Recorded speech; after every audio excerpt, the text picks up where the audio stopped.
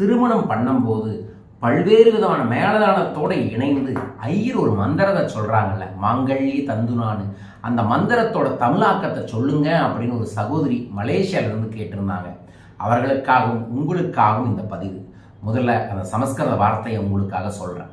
மாங்கல்யே தந்துன மம ஜீவன ஹேத்துனா கண்டே பத்மநாவி ஷூவேக தௌமே ஜீவ சரஸ்வதம் என்கின்றதை குறித்து தான் இந்த மந்திரத்தின் பொருள். இதோட தமிழாக்கம் என்ன அப்படின்னு சொன்னால், மங்களமான பெண்ணே, உன்னோடு இன்று நான் ஆரம்பிக்கும் இல்லற வாழ்வு நல்ல முறையில் இருக்க வேண்டும் என்று உறுதியளித்து இந்த திருமாங்கல்யத்தை உன் கழுத்தில் நான் அணிவிக்கின்றேன்.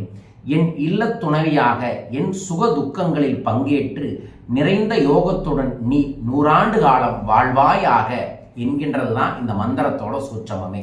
ஸோ இது யார் சொல்வதாக ஐதீகம்னா, கணவன் மனைவியை பார்த்து சொல்லக்கூடியது தான் ஐதீகமே. அவ்வாறு எந்த ஒரு கணவன் மனைவியை மனதார சங்கல்பம் செய்து திருமணம் செய்கின்றார்களோ அதுதான் அந்த இறைவன் கொடுத்த முடிச்சே. அதுதான் கல்யாணம் என்பது 1000 காலத்து பயிர் என்கின்ற சூட்சமமே. ஸோ இதுவரைக்கும் தெரியாட்டியும் பரவாயில்ல, இந்த மந்திரமே ஒரு கணவன் மனைவியை பார்த்து சொல்றது தான், மனதில் உறுதியளிக்கிறது தான், நம்பிக்கையை தரதான். என்னை நம்பி நீ வர, நீ நம்ம வீட்டில் வரணும், நம்ம 2 பேரும் சேர்ந்து தெய்வீக அருளோட வாழ்க்கையில் முன்னேறுவோம், சகல செல்வங்களோடு அன்போடு ஆனந்தத்தோடு ஆரோக்கியத்தோடு வாழ்வோம் என்பதுதான் இந்த மந்திரத்தின் அர்த்தமே.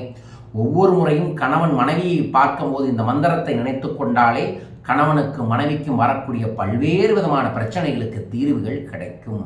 அதுபோல் மனைவி கணவனை பார்க்கும்போது நம்மை நம்பிக்கை கொடுத்து உறுதியளித்த கணவர் என்றும் நம்மை கைவிட மாட்டார், நாம் என்றும் இன்று இருக்கக்கூடிய பிரச்சனையாக இருந்தாலும் சரி நாளை நாம் நல்லா வாழ முடியும் என்கின்ற எண்ணம் ஒரு பெண்ணுக்கு உருவாக வேண்டும்.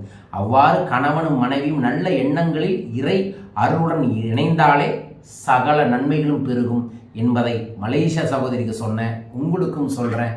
உறவுகள் பலமே உள்ளத்தின் பலம், உள்ளத்தின் பலமே நாம் நினைக்கக்கூடிய அனைத்தையும் நமக்கு வெற்றியை தரும். புரிந்து செயல்படுங்கள் எனது அருமை சகோதர சகோதரிகளே. வாழ்க.